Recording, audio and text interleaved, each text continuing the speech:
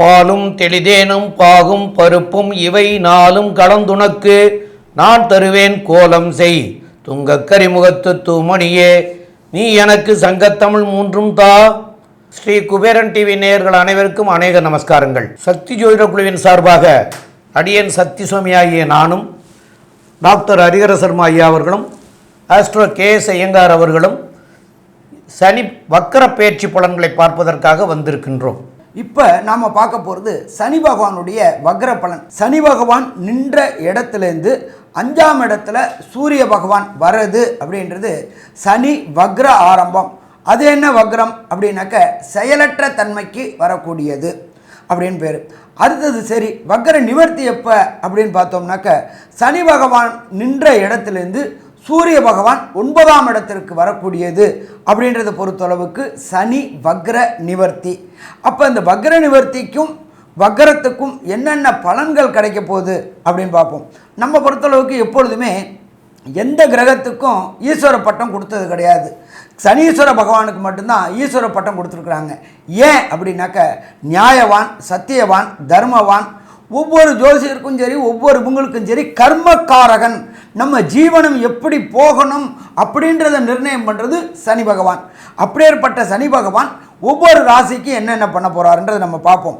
அதுக்கு முன்னாடி பார்த்தா சனியோடைய காரகத்துவம் அப்படின்னு பார்த்தோம்னாக்க கர்மக்காரகன், தொழில்காரகன், அதே போல் ஆயுள்காரகன், இது எல்லாத்தையுமே இந்த சனி பகவானுக்கு உண்டு.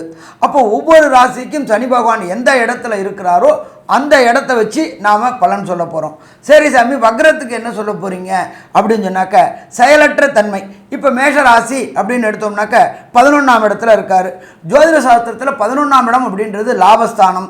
அப்படின்னு பார்க்கும்போது இந்த லாபஸ்தானத்தில் உள்ள கர்மக்காரகனான சனி பகவான் வக்ரகதி ஆகிட்டார். வக்ரகதி ஆகிட்டார்னா செயலற்ற தன்மைக்கு வந்துட்டார் அப்படின்னு நம்ம தெரிஞ்சுக்கிறோம். அப்போ இந்த லாபங்கள் குறையக்கூடிய வாய்ப்புகள் உண்டு. ஆனால் அங்கே கூடவும் ராகு இருக்கார், அதனால் அவரும் சனியோட செய்வார். அப்போ இதேமாரி ஒவ்வொரு காரங்களுக்கும் உண்டு. சரி, சனி பகவானை பொறுத்தளவுக்கு என்னென்ன அப்படின்னு பார்த்தோம்னாக்க எல்லாருக்குமே ஒவ்வொரு இதுக்கும் ஒவ்வொரு பரிகாரம் உண்டு. சனி பகவானை பொறுத்தளவுக்கு பரிகாரம் அப்படின்றத பொறுத்தளவுக்கு ஒவ்வொரு ஆலயம் செல்லக்கூடிய வாய்ப்புகள் உண்டு. ஒரு சில பேருக்கு அஷ்டமத்தில் சனி நடக்கும், ஒரு சில பேருக்கு அர்த்தாஷ்டம சனி நடக்கும், ஒருத்தருக்கு ஏழரை சனி நடக்கும். இந்த ஏழரை சனி நடக்கும்போது ஜென்மச்சனி, பாதச்சனி, விரயச்சனி அப்படின்னு 3 உண்டு. இப்போ அப்படியேற்பட்டவங்களுக்கு பார்த்தோம் அப்படின்னாக்க விருச்சிக ராசிக்காரங்களுக்கு அர்த்தாஷ்டம சனி, அதுக்கு அடுத்தது கடகராசிக்காரங்களுக்கு பொறுத்த பக்கம் அஷ்டமத்தில் சனி, அதுக்கு அடுத்தது பார்த்தோம்னாக்க கும்பராசிக்கு பொறுத்தளவுக்கு ஜென்மச்சனி, மகர ராசிக்கு பொறுத்தவங்களுக்கு விரயச்சனி, மீனராசிக்கு பொறுத்தளவுக்கு பாதச்சனி. அப்போ இவங்க இந்த குறிப்பிட்ட நாட்களில் ஃப்ரீ ஆவாங்க. ஆமாம் சாமி, அது எந்த குறிப்பிட்ட நாள்லேருந்து அவர் வக்ரமாகிறாரு அப்படின்னு பார்த்தோம் அப்படின்னாக்க 2/7/2025 பொன் கிடைச்சாலும் புதன் கிடைக்காது அப்படின்னு சொல்லக்கூடியது அந்த புதன்கிழமையில். அது என்ன தமிழ் தேதியில் அப்படின்னு பார்த்தோம்னாக்க ஆனி மாதத்தில் வருது. 18ஆம் தேதிக்கு அவர் சனி வக்ரம் ஆகிறாரு. சரி, வக்ரம் நிவர்த்தி எப்போ ஆக போகிறாரு அப்படின்னு பார்த்தோம்னாக்க தமிழ் மாதத்தில் பார்த்தோம்னாக்க கார்த்திகை 1ஆம் தேதி. கார்த்திகை 1ஆம் தேதி அப்படின்றது ஆங்கில தேதி அப்படின்ற பொறுத்தளவுக்கு 17/11/2025 திங்கட்கிழமை. அப்போ இது சற்றேறக்குறைய பார்த்தோம்னாக்க 138 நாள். 138 நாள் அப்படின்னாக்க ஒரு மாதத்துக்கு சராசரியாக 30 நாள் வச்சாக்க 4 12 120 ப்ளஸ் 18 நாள். சற்றேறக்குறைய இந்த 138 நாள் 4.5 மாதம் இந்த கடகராசிக்காரங்க, விருச்சிக ராசிக்காரங்க, கும்ப ராசிக்காரங்க, மகர ராசிக்காரங்க, அதே போல் மீன ராசிக்காரங்களுக்கு எல்லாருக்குமே ரிலாக்ஸ் ரிலாக்ஸ் ரிலாக்ஸ். சனி பகவானுடைய தன்மை அப்படின்றது அஷ்டமத்தில்னாக்க ஆட்டி படைச்சிருவார். சில தேவையற்ற அவமானங்கள், தேவையற்ற சங்கடங்கள் எல்லாத்தையுமே கொடுப்பாரு. அப்போ இந்த பிரீத்திங் பீரியடு டிசம்பர் 2023லேருந்து இந்த ராசிக்காரங்களுக்கு பொறுத்தளவுக்கு அஷ்டமத்து சனி, அர்த்தாஷ்டம சனி, ஏழரை சனி நடந்துகிட்டு இருக்கு. இந்த சனி பகவான் விலகக்கூடிய காலகட்டம் அப்படின்றத பொறுத்தளவுக்கு 6/3/2026. அப்போ நம்ம பார்க்கும்பொழுது அதுக்கப்புறம் பார்த்தா நவம்பருக்கு அப்புறம் டிசம்பர், ஜனவரி, பிப்ரவரி, அதுக்கு அடுத்தது 90 நாள் தான். அதே போல் சனி பகவானை பொறுத்தளவுக்கு கடந்த 2.5 வருஷமாக ஆட்டி படைச்சாலும் போகும்பொழுது கொடுத்துட்டு போவார். சனியை போல் கொடுப்பவரும் இல்லை, சனியை போல் கெடுப்பவரும் இல்லை. ஆனானப்பட்ட நல சக்கரவர்த்தியையே 7.5 வினாழிகை ஜலத்தில் வச்சு பார்த்தவர். அப்போ ஈஸ்வர பட்டம் எதுக்கு கொடுத்தாங்க? நியாயவான், தர்மவான். சரி, அவரை யாரால் கண்ட்ரோல் பண்ண முடியும் அப்படின்னு பார்த்தாக்க அவனுடைய தகப்பனான சூரியனாலையும் கண்ட்ரோல் பண்ண முடியாது. 2 கைபரால் தான் கண்ட்ரோல் பண்ண முடியும். ஒன்று எம்பெருமான் விநாயகர், அடுத்தது எம்பெருமான் ஆஞ்சநேயர். இவங்க 2 பேரால் தான் கண்ட்ரோல் பண்ண முடியும். அப்போ இந்த 138 நாளும் எந்தெந்த ராசிக்கு என்னென்ன நற்பலன்கள், எந்தெந்த ராசிகள் கெடுபலன்கள், எந்தெந்த ராசிக்காரங்க பரிகாரங்கள் பண்ணணும். அதே போல் இந்த காயத்ரி மந்திரங்கள் இருக்குது, சனி காயத்ரி மந்திரம் இருக்குது. அதை நாங்கள் இதில் ஸ்டில்லில் கொடுக்குறோம். ஓம் காகத்வஜாய வித்மகி கட்க ஹஸ்தாய தீமகி தன்னோ மந்த பிரஜோதியாத். மந்தக்காரகன், கால் ஊனமுற்றவர். அதனால் அவர் எப்போதுமே ஒரு ராசியிலேருந்து ஒரு ராசி கிடக்கிறதுக்கு சற்றேறக்குறைய 2.5 வருஷம் ஆகும். அந்த எளிய பரிகாரங்கள் சொல்கிறோம். எந்தெந்த ராசிக்காரங்களுக்கு எந்தெந்த கோயிலுக்கு போகணும்னு சொல்கிறோம். இது எல்லாத்தையுமே வரிசையாக பார்ப்போம். இப்போ ஒவ்வொரு ராசியாக பார்க்கலாமா? மகரம், உத்திராடம், திருவோணம், அவிட்டம், இந்த 3 நட்சத்திரம் 9 பாதங்களை கொண்ட ராசி. ராசியின் அதிபதியே சனி. சனி பகவான் உங்களுடைய ராசிக்கு 2ஆம் இடத்துல இருக்கார், வக்கர நிலையில் இருக்கார். இப்போது அதாவது 2/7/2025 17/11/2025 வரலும் உண்டான காலகட்டத்தில் வக்கர நிலையில் இருக்கார். இந்த வக்கர நிலையில் 2ஆம் இடத்துல போயிருக்கார். அதனால் என்ன விஷயம் அப்படின்னா, 2ஆம் இடம்னு சொல்லக்கூடியது குடும்பம், வாக்கு, தனஸ்தானம் அப்படின்னு ஜோதிட சாஸ்திரத்தில் குறிப்பிடுறாங்க. இதில் பார்த்தலையானால் 2ஆம் இடம் அப்படின்னு இருக்கும் பொழுது 7.5 சனி நடக்கிறது. அதனால் 7.5 சனியில் பாத சனி நடந்துட்டு இருக்கு. இன்னும் மார்ச் மாதம் 2026 வரலும் இந்த 7.5 சனி இருக்கக்கூடிய காலகட்டமாக இருக்குது. இப்போ வக்கரகதியில் 2ஆம் இடத்தில் ராகு மற்றும் சனி வக்கரத்தில் இருக்கிறது எந்தெந்த விளைவுகளை ஏற்படுத்தும் அப்படின்னு பார்த்தேன்னா, பேச்சில் மிக கவனமாக இருக்க வேண்டிய காலகட்டம். குடும்பத்தில் கொஞ்சம் கணவன் மனைவி கிட்ட கொஞ்சம் பிரச்சனைகள் இருக்கும். அரசல் புரசலாக நீங்கள் பேசக்கூடிய விஷயங்களை தவறுதலாக புரிந்து கொள்ளக்கூடிய காலகட்டமாக அமையும். இதை தவிர பார்த்தலையானால் உங்களுடைய பேச்சில் கொஞ்சம் கடுமை இருக்கக்கூடிய வாய்ப்பு, தான் என்ற அகங்காரம் இருக்கக்கூடிய வாய்ப்புகள் மிகவும் அதிகமாக இருக்கும். அதனால் பேச்சில் ரொம்ப ஜாக்கிரதையாக இருங்க. பணவரவிற்கு பஞ்சம் இருக்காது, கவலைப்பட தேவையில்லை. எதிர்பாலினத்தவரோட கொஞ்சம் ஜாக்கிரதையாக இருக்கிறது ரொம்பவும் நல்லது. உடல் நிலையில் சற்று கவனமாக இருக்கணும். ஏன்னா 8ஆம் இடத்துல கேது பகவான் இருக்கிறதும் சனியும் அவரை பார்க்குறதும் அந்த அளவுக்கு விசேஷத்தை பெருசாக கொடுக்கறதுக்கு வாய்ப்புகள் இல்லை. அதனால் சுபர்களுடைய பார்வை 8ஆம் இடத்துல உழாத்தினாலும் அந்த அளவுக்கு ஏற்றத்தை கொடுக்காது. அதனால் கொஞ்சம் உடல் நலத்தில் ரொம்ப கவனமாக இருக்கிறது ரொம்பவும் நல்லது. ராசிக்கு 6ஆம் இடத்துல போய் குரு போகிறதுனால இந்த என்ன சொல்கிறது, இந்த கொலஸ்ட்ரால், சுகர் அதெல்லாம் கொஞ்சம் அதிகமாக இருக்கக்கூடிய வாய்ப்புகள், இதன் மூலியமாக கழிவு நீர் பாதைகளில் உபாதைகள் வரக்கூடிய வாய்ப்புகளும் மிகவும் அதிகம். கொஞ்சம் ஜாகிரதையாக இருக்கிறது ரொம்பவும் நல்லது. சரி, பேச்சில் ரொம்பவும் ஜாகிரதையாக இருக்கிறது. பணவரவிற்கு பஞ்சமில்லாமல் இருக்கக்கூடிய காலகட்டமாக இருக்கும். குடும்பத்தில் சிறு சிறு பிரச்சனைகள் மறையும். ஈகோ கிளாஷ் கொஞ்சம் அதிகமாக வரும். ஏன்னா ஆட்சி பெற்ற சனி வேறு ராகுவோடு சேர்ந்துருக்கார். ராசிநாதனே 2ஆம் இடத்துல ஆட்சி பெற்று போயிருந்து ராகுவோடு சேர்ந்துருக்கார். வக்கரகதியில் இருக்கிறதுனால சில நேரங்களில் நீங்கள் பேசக்கூடியதை தவறாக புரிந்து கொண்டு வீட்டுகளில் குடும்பத்தில் சர்ச்சைகள் ஏற்படக்கூடிய வாய்ப்புகள் உண்டு. சரி, இந்த காலகட்டத்தில் இந்த சனி பகவான் வக்கரகதியில் இருக்கும் பொழுது அவருடைய பார்வை பலன் எந்த அளவுக்கு ஏற்றத்தை கொடுக்கும். அதாவது அவருடைய பார்வைன்னு சொல்லக்கூடியது 3, 7, 10 பொதுவாகவே எல்லா கிரகங்களுக்கும் 7ஆம் இடம்னு சொல்லக்கூடிய சப்தம பார்வை இருக்கக்கூடியது. அதை தவிர சனி பகவானுக்கு 3, 10 இந்த 2 பார்வைகளும் உண்டு. இந்த பார்வைகள் எந்த விதமான மாற்றத்தையும் ஒருவேளை ஏற்றத்தையோ இறக்கத்தையோ கொடுக்குமோ அப்படின்றத பொறுத்து நம்ம ஐயா ஹரிஹர சர்மா கிட்ட கேட்போம். ஐயா, நல்லா அற்புதமாக சொன்னீங்க. மகர ராசிக்கு 4ஆம் இடத்தை 3ஆம் பார்வையாக சனி பகவான் பார்க்குறார்.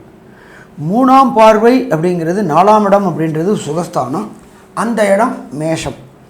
அப்போ சுகம் பாதிக்கப்படக்கூடிய வாய்ப்புகள் உண்டு. யாரோடைய சுகம் பாதிக்கப்படக்கூடிய வாய்ப்புகள் உண்டு? 4 என்பது ஜோதிஷ சாஸ்திரத்தில் மாத்ருன்னா அம்மாஸ்தானம். அம்மாஸ்தானத்தை சனி பகவான் பார்க்கறதுனால தாயாரின் உடல்நிலையில் தொந்தரவுகள் வரக்கூடிய வாய்ப்புகள் உண்டு. தலைவலி வரக்கூடிய வாய்ப்புகள் உண்டு. பார்வை கோளாறு, நேத்திர கோளாறு வரக்கூடிய வாய்ப்புகள் உண்டு. இதில் ஏதாவது ஒரு இண்டிகேஷன் தெரிஞ்சால் கூட உடனடியாக உங்கள் குடும்ப டாக்டர்கிட்ட போயாச்சு அப்படின்னு சொன்னாக்க ஆரம்பத்திலே பார்த்துட்டா பிரச்சனைகளை தவிர்க்க முடியுமா? பிரச்சனைகளை தவிர்க்க முடியும். இதை தவிர சனி பகவானானவர் 7ஆம் பார்வையாக பார்க்குறார். ஏழாம் பார்வையாக பார்க்கறது அப்படின்றது ஏழாம் பார்வையாக பார்க்குறார். ஏழாம் பார்வையாக பார்க்கறது சிம்ம வீடு. அந்த சிம்மம் உங்கள் ராசிக்கு 8ஆம் இடம். 8ஆம் இடம் அப்படின்றத பொறுத்தளவுக்கு மறைவு ஸ்தானம். அந்த மறைவு ஸ்தானத்தில் உள்ள கேதுவையும் பார்க்குறார். நுண் கிருமிகளால் பிரச்சனைகள் வரக்கூடிய வாய்ப்புகள் உண்டு. அதை தவிர கணவன் மனைவிக்குள்ளார ஒற்றுமை குலையக்கூடிய வாய்ப்புகள் உண்டு. லைஃப் பார்ட்னர் மற்றும் பிஸ்னஸ் பார்ட்னர் நம்பிக்கை துரோகம் செய்யக்கூடிய வாய்ப்புகள் உண்டு. அப்போ பிஸ்னஸ் செய்யும்பொழுது இந்த காலகட்டங்களில் பெருங்கொண்ட முதலீடு போட்டு பிஸ்னஸ் பண்ண வேண்டாம். இருக்கிறத அப்படியே ஸ்மூத்தாக ரன் பண்ணிட்டோம்னாக்க பிரச்சனை இல்லை. பெருங்கொண்ட முதலீடு போட்ட முதலை இழக்கக்கூடிய வாய்ப்புகள் உண்டு. ஏன்னு கேட்டிங்கன்னா கிட்டத்தட்ட 138 நாள், சற்றேறக்குறைய 4 மாதம் 20 நாள்கிட்ட வந்துடுது. அப்போ இந்த 4.5 மாதத்தில் மன கிளேச்சமும் மன பயம், எதிரிகள்னால் மற்றும் நண்பர்கள்னால் மற்றும் பார்ட்னர்னால் ஏமாற்றப்படக்கூடிய காலகட்டம். அப்போ இந்த காலகட்டங்களில் அது மனைவியாக இருக்கட்டும், லைஃப் பார்ட்னர்கிட்ட இருக்கட்டும், அவங்கள்ட்ட அதிர்ந்து பேச வேண்டாம். எப்போ அதிர்ந்து பேசினாலும் எப்போ பிரச்சனை வந்தாலும் அதனுடைய பாதிப்பு நமக்கு தான் வரும். எப்பொழுதுமே நல்லா புரிஞ்சுங்க. ஏன்னு கேட்டிங்கன்னா மகரம் ராசி நம்மளுக்கு 7ஆம் இடம் அப்படின்றது நம்மளோட லைஃப் பார்ட்னர், அதே போல் தொழில் பார்ட்னர். எந்த பாதிப்பு வந்தாலும் நமக்கு தான் வரும்.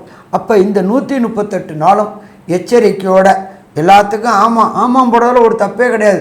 நமக்கு காரியம் கை கூடணும் அப்படின்னா ஆமாம் போடுறதுல ஒன்றும் தப்பு கிடையாது. அதனால் காரியம் கை கூடுறவர்களும் கொஞ்சம் அமைதியாக இருக்கட்டும் இந்த 138 நாள். இதுக்கு அடுத்தது அந்த விசேஷமான பார்வையாக கொண்டு சனி பகவான் பார்க்கக்கூடிய இடம் அப்படின்றது விருச்சிகம்.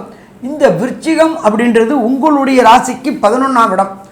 அந்த ராசிக்கு 11ஆம் இடம் அப்படின்றது ஜோதிட சாஸ்திரத்தில் சொல்லக்கூடியது அப்படின்றது லாபஸ்தானம். லாபஸ்தானத்தை சனி பார்க்குறார். அப்போ லாபஸ்தானத்தை சனி பார்த்தாச்சு, அதுவும் வக்ரகதியில் இருந்து பார்க்கும்பொழுது லாபங்கள் குறையக்கூடிய வாய்ப்புகள் உண்டு. அதே போல் மூத்த சகோதரரோ அல்லது மூத்த சகோதரியோ இருந்தாக்க அவங்க 2 பேருக்குள்ளார கருத்து வேறுபாடுகள் ஏற்படக்கூடிய வாய்ப்புகள் உண்டு. அப்போ இந்த காலகட்டங்களில் கொஞ்சம் குவைட்டாக இருக்கணும். அதே போல் இந்த மகர ராசியை சேர்ந்த அன்பர்கள் 2ஆம் தாரம் அமைப்புக்கு பார்த்துக்கிட்டு இருந்தாங்க அப்படின்னா அது கைகூடக்கூடிய வாய்ப்புகள் இந்த 138 நாள் கிடையாது. அதனால் வெயிட் பண்ணுறது சிறப்பாக இருக்கும். அப்போ மொத்தத்தில் பார்த்தோம் அப்படின்னாக்க மகர ராசி என்பவர்களை பொறுத்தளவுக்கு இந்த 138 நாளும் எச்சரிக்கையாக இருந்தால் பிரச்சனைகளை தவிர்க்கலாம். சாமி தெரியாமல் வாயை விட்டுட்டா கண்டிப்பாக பிரச்சனை சந்திக்க வேண்டியதாக வரும்.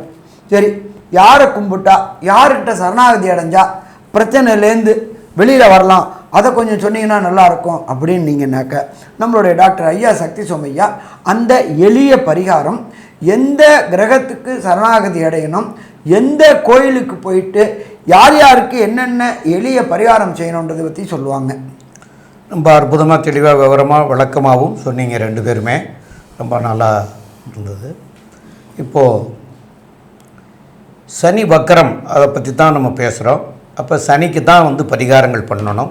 அந்த சனிக்கு பரிகாரம் பண்ணுறதுல குச்சனூர் சனீஸ்வர பகவானை போய் இந்த 138 நாட்களில் வரக்கூடிய ஒரு சனிக்கிழமை அன்னைக்கு போய் வழிபட்டுட்டு வர்றது சால சிறந்ததாக இருக்கும். அப்போது அந்த சனி பகவானுக்கு மாலை வாங்கி சாத்தலாம், ஒரு 8 தீபம் ஏற்றி வழிபட்டுட்டு வரலாம். இதனால் உங்களுக்கு வரக்கூடிய தீமைகள் விலகும் அப்படிங்கிறத சொல்கிறோம்.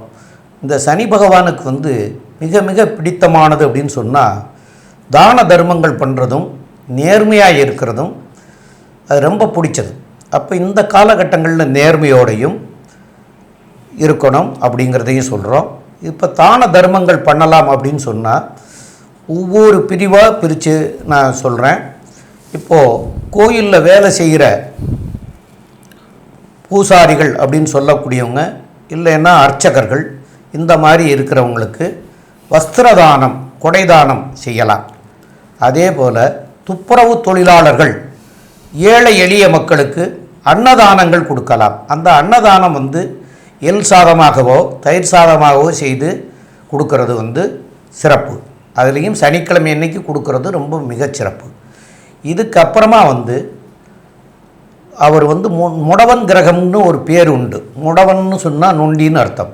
அப்போ அவர் ஒரு கால் ஊனமுற்றவர் சனி பகவான். அப்போ கால் ஊனமுற்றவர்களுக்கோ கை ஊனமுற்றவர்களுக்கோ இல்லை அங்கஹீனங்கள் உள்ளவர்களுக்கோ நீங்கள் தான தர்மம் பண்ணுறது மிக மிக சிறந்தது.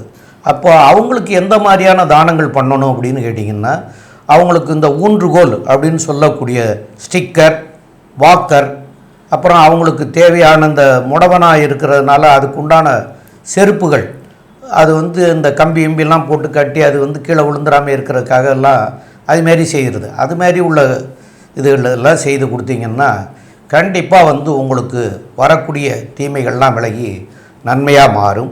அது போக இந்த குழந்தைகளுக்கு இந்த சனியினுடைய இதிலேயே நாவல் பழம்,